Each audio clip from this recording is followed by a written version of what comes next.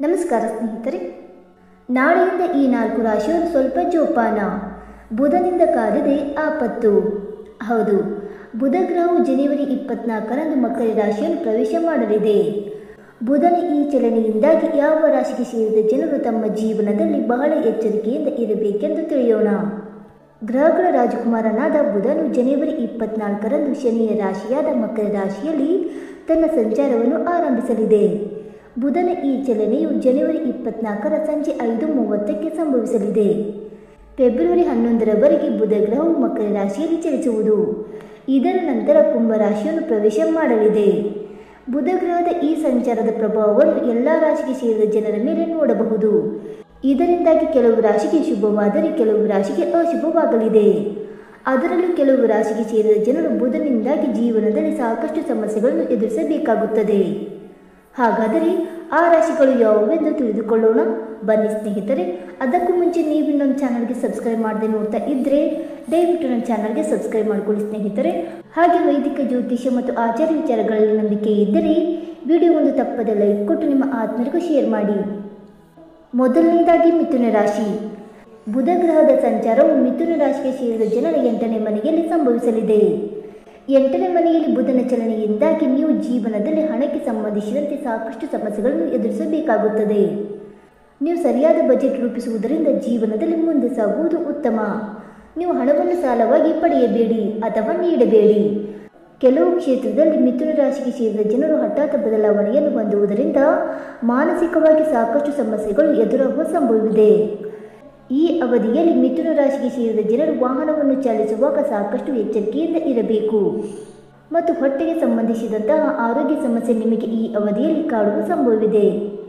ಮತ್ತು ಬುಧನ ಅಶುಭ ಪ್ರಭಾವವನ್ನು ದೂರ ಮಾಡಲು ಮಿಥುನ ರಾಶಿಗೆ ಸೇರಿದ ಜನರು ಹಸುವಿಗೆ ಹಸಿರು ಹುಲ್ಲನ್ನು ತಿನ್ನಿಸಿ.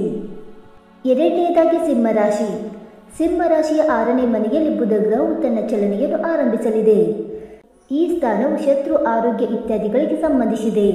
ಹಾಗಾಗಿ ಈ ಸ್ಥಾನದಲ್ಲಿ ಬುಧನ ಸಂಚಾರದಿಂದಾಗಿ ನಿಮ್ಮ ವಿರೋಧಿಗಳಿಂದ ನೀವು ಎಚ್ಚರಿಕೆಯಿಂದ ಇರಬೇಕಾಗುತ್ತದೆ.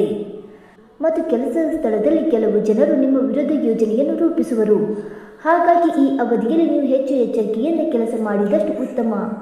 ಮತ್ತು ಆರ್ಥಿಕ ವಿಷಯಕ್ಕೆ ಸಂಬಂಧಿಸಿದಂತೆ ಸಿಂಹ ರಾಶಿಗೆ ಸೇರಿದ ಜನರು ಕೆಲವು ಸಮಸ್ಯೆಗಳನ್ನು ಈ ಅವಧಿಯಲ್ಲಿ ಎದುರಿಸಬೇಕಾಗುತ್ತದೆ. ತಂದೆ ತಾಯಿ ಮತ್ತು ನಿಮ್ಮ ಆರೋಗ್ಯಕ್ಕೆ ಸಂಬಂಧಿಸಿದಂತೆ ನೀವು ಸಾಕಷ್ಟು ಎಚ್ಚರಿಕೆಯಿಂದ ಇರಬೇಕಾಗುತ್ತದೆ. ಮತ್ತು ಬುಧನ ಅಶುಭ ಪ್ರಭಾವವನ್ನು ದೂರ ಮಾಡಲು ನೀವು ಸಹೋದರಿ ಮತ್ತು ಚಿಕ್ಕಮ್ಮನಿಗೆ ಹಸಿರು ಬಣ್ಣದ ಬಟ್ಟೆಯನ್ನು ಉಡುಗೊರೆಯಾಗಿ ನೀಡಿ. ಮೂರನೆಯದಾಗಿ ವೃಶ್ಚಿಕ ರಾಶಿ. ಬುಧನ ಈ ಸಂಚಾರವು ವೃಶ್ಚಿಕ ರಾಶಿಗೆ ಸೇರಿದ ಜನರಿಗೆ ಮಿಶ್ರ ಫಲವನ್ನು ನೀಡಲಿದೆ. ಈ ಅವಧಿಯಲ್ಲಿ ವೃಶ್ಚಿಕ ರಾಶಿಗೆ ಸೇರಿದ ಜನರ ತಾರ್ಕಿಕ ಸಾಮರ್ಥ್ಯವು ಹೆಚ್ಚಾಗುವುದು. ಮತ್ತು ಕುಟುಂಬ ಜೀವನಕ್ಕೆ ಸಂಬಂಧಿಸಿದಂತೆ ವೃಶ್ಚಿಕ ರಾಶಿಗೆ ಸೇರಿದ ಜನರು ಈ ಅವಧಿಯಲ್ಲಿ ಸಾಕಷ್ಟು ಸಮಸ್ಯೆಗಳನ್ನು ಎದುರಿಸಬೇಕಾಗುತ್ತದೆ. ಮತ್ತು ಮನೆಯಲ್ಲಿ ಯಾವುದಾದರೂ ಜಗಳ ಉಂಟಾಗುವುದರಿಂದ ಮನೆಯ ಪರಿಸ್ಥಿತಿ ಬದಲಾಗುವ ಸಂಭವವಿದೆ. ಮತ್ತು ಹಿರಿಯ ಸಹೋದರ ಮತ್ತು ಸಹೋದರಿಗಳೊಂದಿಗೆ ಜಗಳ ಅಥವಾ ಮನಸ್ತಾಪ ಉಂಟಾಗಬಹುದು. ಈ ಅವಧಿಯಲ್ಲಿ ವೃಶ್ಚಿಕ ರಾಶಿಗೆ ಸೇರಿದ ಜನರು ಯಾವುದೇ ಕೆಲಸವನ್ನು ಅತ್ಯಂತ ಹೆಚ್ಚಿನ ಆತ್ಮವಿಶ್ವಾಸದಿಂದ ಮಾಡದೇ ಇರುವುದು ಉತ್ತಮ. ಮತ್ತು ಹಣವನ್ನು ಹೂಡಿಕೆ ಮಾಡುವ ಸಂದರ್ಭದಲ್ಲಿ ಸರಿಯಾಗಿ ಯೋಚಿಸಿ ಮುಂದೆ ಸಾಗುವುದು ಉತ್ತಮ. ಮತ್ತು ಬುಧನ ಅಶುಭ ಪ್ರಭಾವವನ್ನು ದೂರ ಮಾಡಲು ಕೇಸರಿಯ ತಿಲಕವನ್ನು ಹಚ್ಚುವುದು ಒಳ್ಳೆಯದು. ಇನ್ನು 4ನೇದಾಗಿ ಕುಂಭರಾಶಿ. ಬುಧ ಗ್ರಹವು ಕುಂಭರಾಶಿಯ ಹಾನಿಯನ್ನು ಮಾಡುವ ಸ್ಥಾನದಲ್ಲಿ ಸಂಚಾರ ಮಾಡಲಿದೆ. ಆದ್ದರಿಂದ ನೀವು ಈ ಅವಧಿಯಲ್ಲಿ ನಿಮಗೆ ನಂಬಿಕೆ ಇಲ್ಲದಂತಹ ಯಾವುದೇ ನಿರ್ಧಾರ ಅಥವಾ ಕೆಲಸವನ್ನು ಮಾಡದೇ ಇರುವುದು ಉತ್ತಮ. ಈ ಸಮಯದಲ್ಲಿ ಮನೆಯಲ್ಲಿನ ಸಮಸ್ಯೆಗಳು ನಿಮ್ಮ ಚಿಂತೆಗೆ ಕಾರಣವಾಗುವ ಸಂಭವವಿದೆ. ಮತ್ತು ಕುಂಭರಾಶಿಗೆ ಸೇರಿದ ಜನರು ವ್ಯಾಪಾರಕ್ಕೆ ಸಂಬಂಧಿಸಿದಂತೆ ಈ ಅವಧಿಯಲ್ಲಿ ಬಹಳ ಎಚ್ಚರಿಕೆಯಿಂದ ಇರಬೇಕಾಗುತ್ತದೆ. ಮತ್ತು ನಿಮಗೆ ವ್ಯಾಪಾರ ವ್ಯವಹಾರದಲ್ಲಿ ನಷ್ಟವಾಗುವ ಸಂಭವವಿದೆ. ಇದರೊಂದಿಗೆ ಸಾಮಾಜಿಕವಾಗಿ ಮಾತನಾಡುವಾಗ ನಿಮ್ಮ ಮಾತಿನ ಬಗ್ಗೆ ಹೆಚ್ಚಿನ ಗಮನವನ್ನು ನೀಡಿ ಹಾಗೂ ಮಾತನಾಡುವಾಗ ಮೊದಲು ಸರಿಯಾಗಿ ಯೋಚಿಸುವುದು ಒಳ್ಳೆಯದು. ಮತ್ತು ಬುಧನ ಅಶುಭ ಪ್ರಭಾವವನ್ನು ದೂರ ಮಾಡಲು ನೀವು ಬುಧ ಗ್ರಹದ ಬೀಜ ಮಂತ್ರವನ್ನು ಜಪಿಸುವುದರಿಂದ ಒಳಿತಾಗಲಿದೆ.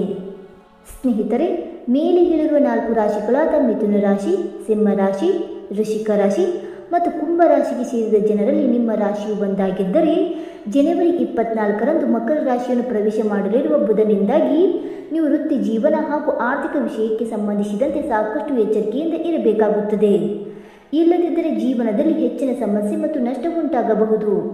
ಆದ್ದರಿಂದ ಹೆಚ್ಚು ಕಾಳಜಿಯನ್ನು ವಹಿಸಿ. ಮತ್ತು ಬುಧನ ಅಶುಭ ಪ್ರಭಾವವನ್ನು ದೂರ ಮಾಡಲು ಮೇಲೆ ಹೇಳಿರುವ ಉಪಾಯಗಳನ್ನು ಅನುಸರಿಸುವುದರಿಂದ ಈ ರಾಶಿಗೆ ಸೇರಿದ ಜನರಿಗೆ ಎಲ್ಲವೂ ಒಳಿತಾಗುವುದು. ಸ್ನೇಹಿತರೆ, ಈ ಮಾಹಿತಿ ನಿಮಗೆ ಇಷ್ಟವಾಯಿತಾ? ಇಷ್ಟವಾಗಿದ್ದರೆ ವಿಡಿಯೋಗೊಂದು ಲೈಕ್ ಮಾಡಿ, ಶೇರ್ ಮಾಡಿ. ಹಾಗೆ ನಿಮ್ಮ ಅನಿಸಿಕೆ ಮತ್ತು ಅಭಿಪ್ರಾಯಗಳನ್ನು ತಪ್ಪದೆ ಕಮೆಂಟ್ ಮೂಲಕ ತಿಳಿಸಿ ಸ್ನೇಹಿತರೆ. ವಿಡಿಯೋ ನೋಡಿದ್ದಕ್ಕಾಗಿ ಧನ್ಯವಾದಗಳು. Thank you so much.